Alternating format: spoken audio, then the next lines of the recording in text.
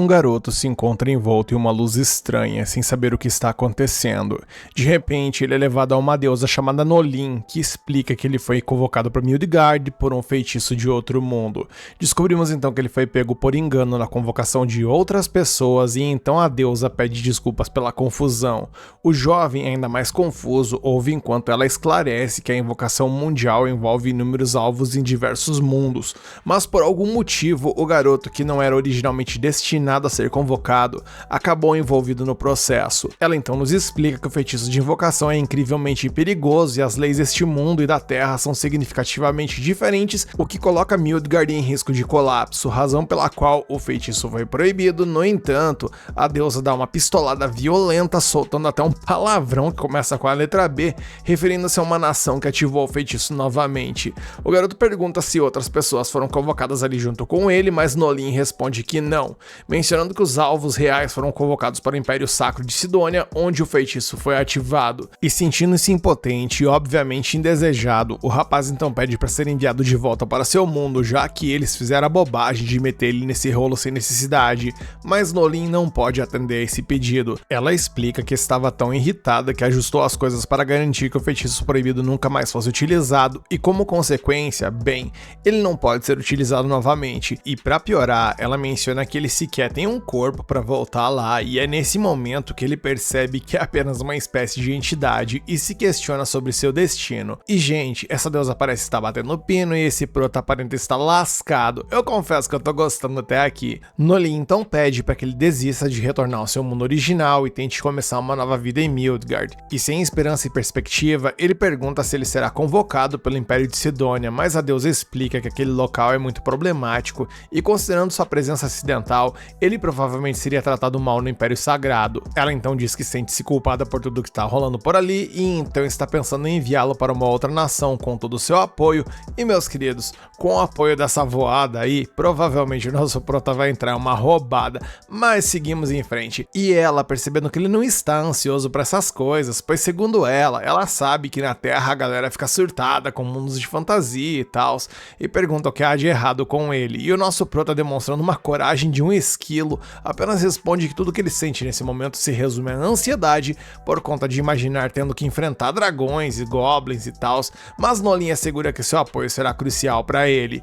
Ela então pede que ele visualize a palavra status e, ao fazer isso, aparece um painel com informações sobre o prota. Seu nome é Takumi Iruma, ele tem 17 anos, mas fica confuso sobre a seleção de classe, pois ele era um trabalhador assalariado em sua vida anterior e o painel indica que não possui uma classe relacionada a isso. Nolin acredita que o passado não importa e explica que não existem trabalhadores assalariados em Midgard. Nesse mundo existem espadachins, magos, cavaleiros, gatunos e caçadores na classe de combate, enquanto na classe de produção inclui herbalistas, alquimistas, ferreiros e carpinteiros. Takumi diz que não gosta de lutar e por conta disso se imagina nas classes de produção, e Nolin reprova esse comentário e sugere que se Takumi utilizar as habilidades adquiridas por suas ações, ele poderá encontrar emprego. Se ele desejar seguir na produção, por exemplo, a deusa pode fornecer a ele um feitiço útil para isso, bem como uma magia de cura para proteção e algumas outras coisas para sua aventura.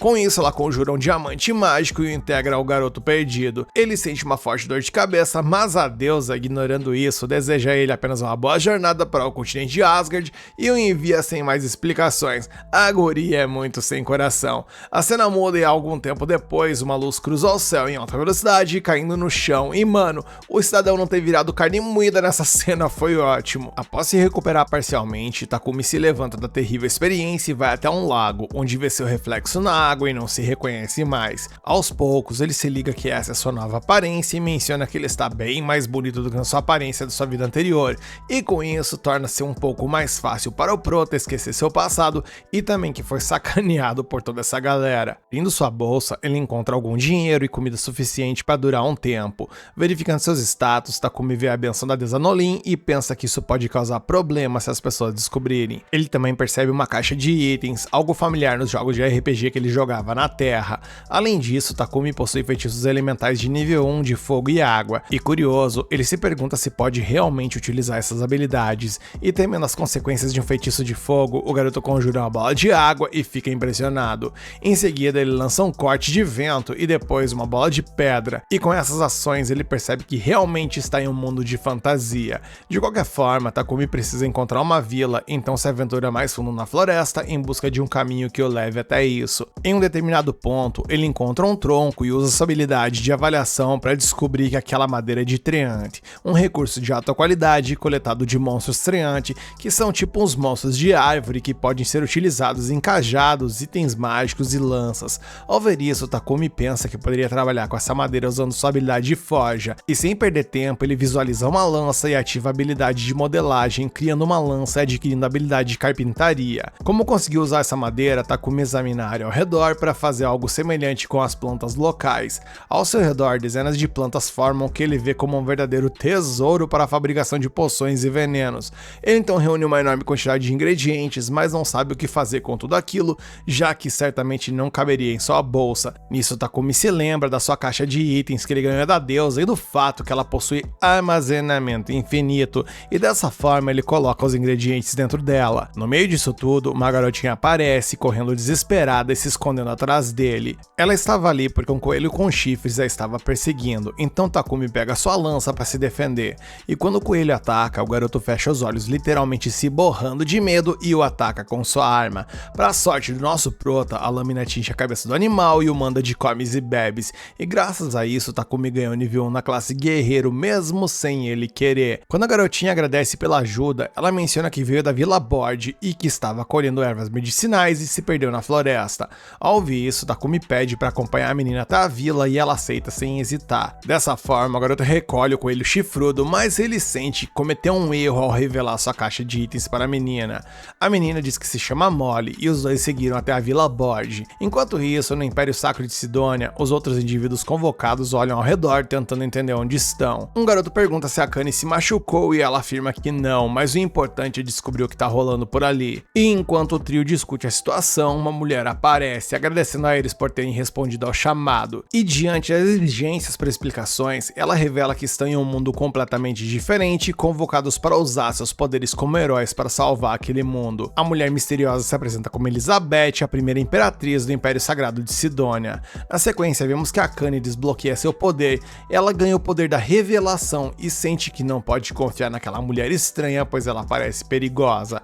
A cena muda e mais tarde, Takumi chega à Vila Borde e devolve Molly aos seus pais, que o agradecem pela ajuda. O garoto pergunta se pode ficar na vila por alguns dias e os parentes de Molly concordam, mencionando que a área é rica em ingredientes para remédios e possui minerais próximos, tornando Borde um paraíso para os artesãos. Um homem mais jovem apresentou um mais velho como Bobon, um ferreiro, e Takumi se sente grato pela oportunidade de ficar. Como nas estalagens em Borde, os moradores decidem construir uma casa para o visitante, algo que ele não esperava.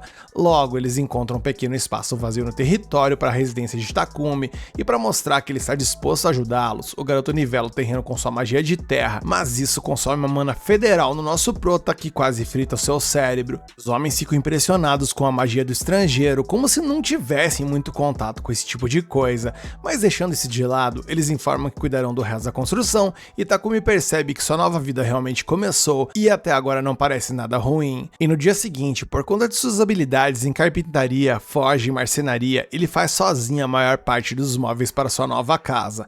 No entanto, a classe que ele ganhou ainda o incomoda, então ele se pergunta se pode mudá-la. Explorando o menu, ele descobre algumas classes selecionáveis e escolhe a alquimista. E examinando os minérios de ferro, cobre e prata que ele coletou com Bobon na região, Takumi admira principalmente o minério de ferro mágico, um recurso imbuído de mana que pode ser transformado em lingotes. Normalmente seria necessário um grande forno para derretê-lo, mas com suas habilidades, Takumi pode acelerar significativamente o processo, pois segundo ele, a alquimia consiste em 5 técnicas: decomposição, extração, pulverização, síntese e recomposição. Depois de extrair o minério de ferro dessa maneira, nosso prota usa a magia de terra nele, produzindo os lingotes, algo que deixa feliz e empolgado pra cacete. A cena então evolui e vemos que Molly foi até a casa de Takumi. Ela então abre a porta da casa dele para levar o jantar, mas o garoto havia usado tanta mana que quase foi de vala. Por isso, logo depois disso, Takumi é repreendido por Marta, mãe de Molly, que o ensina a ser mais cuidadoso com esse comportamento. Por sua vez, Banga, o pai da menina, dá ao alquimista uma poção de cura. Depois desse dia, Takumi começa a trabalhar com mais moderação, mas mesmo assim Marta e Molly vão verificá-lo de vez em quando. Independentemente disso, Takumi consegue alcançar o nível 32 como alquimista e 36 como ferreiro. Em outro dia, enquanto forjava uma lâmina, Bobon pede ao nosso prota que aumente a temperatura com sua magia, e com a ajuda do alquimista, o ferreiro conseguiu produzir sua melhor peça até então. Naquele dia, Takumi alcançou o nível 40 como ferreiro, embora quisesse ser um alquimista, classe que ele ainda estava no nível 33. Em outro dia, Takumi vai até Banga e pede a ele algumas poções, pois planeja usar ingredientes para produzir outras diferentes. Banga concorda com a proposta, mas pede ao jovem que venda algumas a ele quando conseguir. Takumi então mistura ervas Ryukuki esmagadas na água e a cada mexida no caldeirão a cor muda, lembrando de seus experimentos que fazia quando criança. E depois de terminar duas delas, ele não fica satisfeito com o resultado e sai em busca de novos ingredientes. No início de sua nova expedição, o alquimista come uma planta e tem uma reação horrível e imediatamente utiliza essa purificação para se curar, mas embora sobreviva, ele quase desmaia de exaustão. Ele menciona que mesmo sendo a maneira mais rápida para ganhar resistência e aumentar sua magia de luz, ele admite que é uma loucura fazer o que ele está fazendo, mas reconhece que dessa forma agora ele é capaz de utilizar a magia de purificação. Se a situação parecia tensa para o nosso prota nesse momento, eu só digo que tem tudo para piorar, pois um javali gigante e fortalecido surge por ali e investe contra o prota e ele reage com sua lança, mas a armadura da fera quebra a lâmina. Takumi no desespero então tenta utilizar suas magias, mas nenhuma causa dano ao animal. Em meio à confusão, ele acaba encontrando uma aranha venenosa ferida que ataca o javali, mas também é arremessada. E sem saber o que fazer, Takumi definitivamente vai pro tudo ou nada e arrisca utilizar sua magia de decomposição alquimista no javali. E essa estratégia acaba funcionando, esbagaçando com o porcão. E mesmo ferido, o garoto vai ver como a aranha está, pois parecia que ela estava tentando ajudá-lo naquele momento. Por isso, o humano cura a aranha e ganha a habilidade de domar, e pensando se deveria ou não fazer isso, ele simplesmente decide fazer, graças ao olhar pidão da aranha com seus 8 olhos. Ele então a doma e a chama de Kaede, porque o padrão em suas costas ali se parece com uma folha de Kaede, segundo ele. E usando sua voz, a aranha diz que gosta do nome e após isso ela evolui para uma aranha assassina, aumentando de tamanho. A cena muda e Takumi voltou à vila, e quando o pessoal reparou que o rapaz trouxe ali o que já foi um javali fortificado um dia, todo mundo ficou espantado. O espanto se intensificou mais um pouco quando eles repararam que há nas costas dele uma aranha gigantesca. No entanto, Takumi explica que a domou e por conta disso eles não precisam se preocupar. Então os moradores mais aliviados preparam uma festa para rangar o javali. À noite, durante a celebração, Banga entrega os materiais do animal para a armadura de couro que Takumi pediu e aconselha o garoto a vender o restante na cidade de Bolton. No meio disso tudo, Banga e Bobon discutem como tudo melhorou desde a chegada do Takumi por ali. Na manhã seguinte, em algum lugar, uma mulher observa atentamente pela janela. Enquanto isso, Nolin acompanha os passos de Takumi e gosta do que vê, enquanto outra deusa se aproxima e pergunta o que Nolin espera dele, já que além de conceder ao garoto uma bênção especial, ela o enviou para o passado, um ano antes de Sidônia ativar o feitiço de convocação. Eita, por essa nem o futuro esperava, gente. Nolin, por sua vez, responde que não tem um motivo específico para isso e eu tenho certeza que há motivos de sobra para tal. No dia seguinte, Takumi repreende Kaede por ter acordado enrolado em sua teia, sem mencionar que ela cobriu todo o quarto com aquele tipo de seda. A aranha pede desculpas e explica que se sentiu muito sozinha, por isso queria manter o seu mestre com ela por mais tempo, já que ele estava sempre tão ocupado. Ao ouvir isso, Takumi percebe que realmente ele vinha negligenciando a Kaede, passando todo o seu tempo criando poções e outros itens, e refletindo sobre isso, ele também se desculpa e promete tirar uma folga do trabalho para passar um tempo com sua amiga. Radiante, Aranha pula sobre o humano justo quando Marta chega por ali com uma refeição e presencia uma cena no mínimo incomum. Takumi tenta explicar que seu animal de estimação não estava tentando comê-lo, mas Marta notou a quantidade de seda enorme da aranha no quarto e vê potencial no material. Não querendo desperdiçá-lo, ela cria algumas roupas a partir da seda e suas amigas ficam impressionadas com o resultado. Ao observar isso, Takumi não tinha ideia de que a seda da aranha era tão incrível e as mulheres explicam que se trata de um item luxuoso, muito procurado por nobres. Marta tenta se comunicar com Kaede pedindo mais seda elástica e a aranha consegue entender, fornecendo o material. Assim Takumi chama sua amiga para brincar, é a vez dela dizer que está ocupada e bem, nosso prota recua, satisfeito por ver sua amiga aproveitando. Já que estava livre, ele decide voltar ao trabalho. Ao olhar ao redor, ele percebe que já faz quase um mês desde que chegou à vila e sente que em breve precisará estudar alquimia na cidade grande. No entanto, ele não quer partir sem deixar sua marca nesse lugar lugar onde todos foram gentis com ele. Mais tarde, Takumi vai até Bobon e recebe sua armadura. Além disso, o ferreiro menciona que precisa consertar as solas e pontas das botas do jovem, pois não são adequadas para enfrentar os monstros na floresta. Takumi argumenta que ele é só um produtor e não lida com essas questões, mas Bobon sabe muito bem que Takumi frequentemente vagueia sozinho pela floresta, e isso não é a atividade de um simples produtor. Nesse momento, Banga chega para ver a armadura do garoto e menciona que para o trabalho de produção de Takumi evoluir, ele precisa se mudar para uma cidade maior, onde a demanda e a oferta de materiais sejam maiores também. Com isso em mente, o homem informa que comerciantes de Bolton estão vindo para a vila na próxima semana e ele organizou uma carona para Takumi na carroça deles. Em outras palavras, o protagonista estava se mudando para Bolton, algo pelo qual agradece aos amigos que tanto o apoiaram. Animado, Takumi se encontra com Marta e vê que ela está prestes a descartar as entranhas de um coelho chifrudo que Banga havia caçado. Ela menciona que, embora seja a parte mais saborosa do animal, se usada como está, há risco de doenças ou parasitas. Contudo, Takumi usa sua magia de purificação para resolver o problema. Imediatamente, Marta fica impressionada ao descobrir que o jovem pode utilizar magia de luz e o agradece por sua grande ajuda, mas o alerta não usar tais feitiços na frente de outras pessoas, já que poucos são capazes de realizá-los, e aqueles que conseguem acabam vivendo disso. Marta diz que ninguém na Vila Bord se importaria com isso, mas como Takumi está indo para a cidade grande, seria melhor ele ter cuidado. E enquanto aguardava os comerciantes de Bolton, ele usou sua semana para retribuir a vila, trabalhando em seu desenvolvimento e tornando-a mais segura e prática, com uma muralha alta e equipamentos de produção mais sofisticados. E conforme os dias passam, Papek, um comerciante, chega a bordo e fica surpreso ao ver a muralha após negociar com os moradores, e Takumi está pronto para viajar. Bobon pergunta se o garoto não está esquecendo de algo e ele se lembra de entregar 100 poções de cura que havia produzido para a Banga, caso fossem necessárias para os moradores. Papek fica impressionado com a substância e segura a garrafa contra o sol para admirar seu brilho. Nesse momento, Marta e os outros moradores se reúnem para se despedir de Takumi. Molly pergunta onde está Kaede e Takumi diz que ela está dormindo.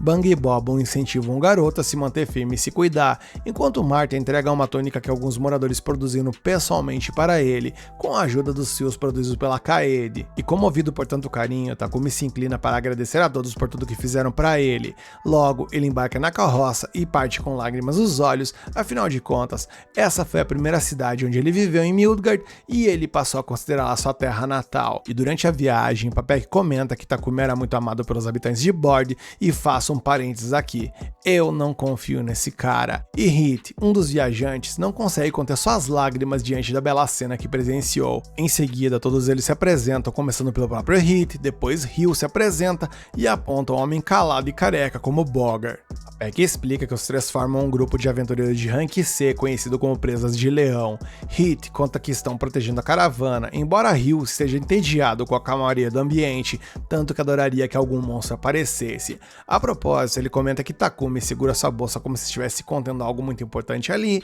e o garoto revela que dentro dela está sua aranha assassina de estimação, e sem saber do perigo, Ryu espreita dentro da bolsa para ver a criatura, mas acaba sendo atacado por ela. Depois disso, Kaede se agarra em Bogar, que a abraça carinhosamente. Hit e Papek perguntam se Takumi tem mais aquela poção de cura, pois adorariam comprá-la. Assim que o alquimista confirma, o comerciante para abruptamente a carroça, olhando chocado. Os aventureiros pegam suas armas, pensando que poderia ser um monstro, e de fato são. É um grupo de goblins que está se aproximando da carroça. As presas de leão rapidamente deixam a carroça para fazer seu trabalho, e Ryu, percebendo que havia cerca de 20 monstros na floresta, alerta seus companheiros de que iria atrair os inimigos atirando flecha neles.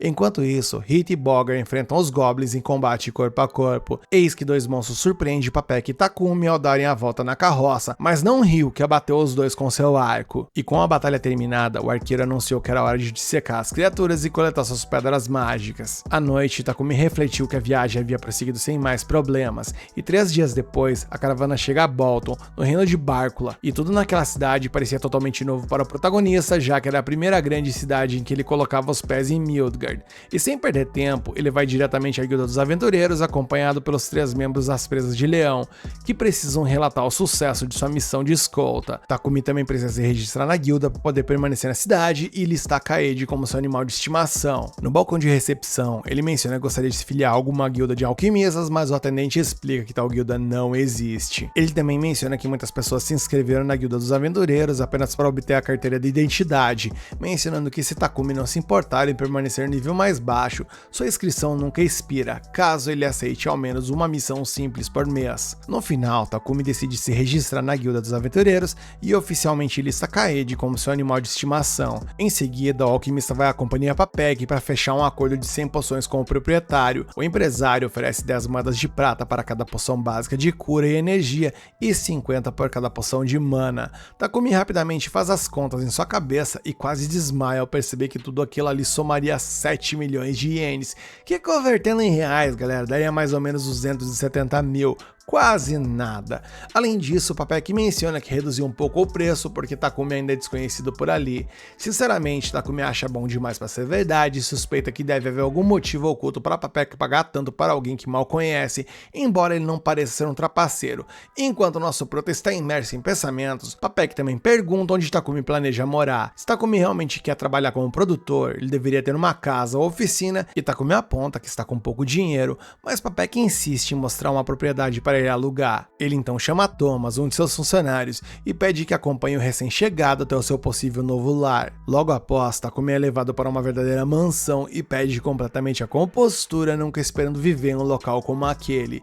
Thomas informa que o aluguel é de uma moeda de ouro e 50 de prata por mês, algo que soa muito mais barato do que Takumi imaginava. Ele até brinca perguntando se alguém morreu por ali e Thomas garante que não. Observando ao redor, o alquimista percebe que é um depósito que poderia se transformar em oficina e decide que pagará o aluguel com o dinheiro das poções. Kaede acorda e pergunta onde eles estão e Takumi explica que essa nova casa deles. Quando Thomas pergunta se o jovem decidiu, Takumi aceita a oferta e com isso resolvido, eles saem da propriedade e Thomas menciona que prepararão tudo para a mudança no dia seguinte. De repente, um cheiro horrível chama a atenção de Takumi e Thomas explica que é um problema de esgoto na cidade. Os nobres podem comprar dispositivos mágicos para lidar com isso em suas mansões, mas infelizmente os plebeus não têm a mesma sorte, explicando que esses dispositivos de purificação precisam ser escavados em masmorras ou ruínas antigas e custam uma verdadeira fortuna, finalizando que às vezes os sacerdotes são contratados para purificar esgotos, mas essa é uma medida temporária e sei lá,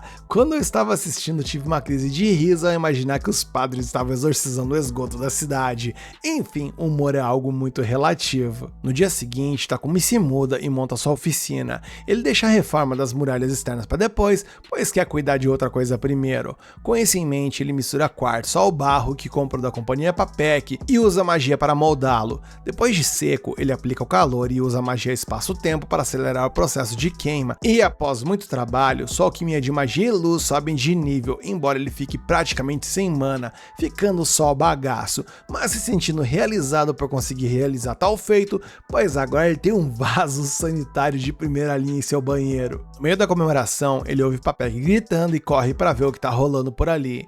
Nisso ele descobre que o comerciante está coberto por teias de aranha e, segundo Kaede, as pessoas geralmente adoram esse tipo de boas-vindas, mas Takumi insiste que apenas as crianças da vila achavam isso divertido. Papek, no entanto, parece estranhamente confortável com a textura das teias, e depois de libertar o empresário, Takumi pede desculpas pelo incômodo, mas Papek não se importa. Ele então pede para usar o banheiro e se surpreende ao ver o vaso lá dentro. Takumi explica que é um vaso mágico equipado com um dispositivo que decompõe os resíduos por purificação, limpa a água e deixa apenas um pequeno resíduo inorgânico. Impressionado, Papek pergunta se o jovem tem talento para magia de luz, mas Takumi se lembra do aviso de Marta e pede ao comerciante que mantenha isso em segredo. E galera, eu repito, eu não consigo confiar nesse cabelo de tigela de jeito nenhum.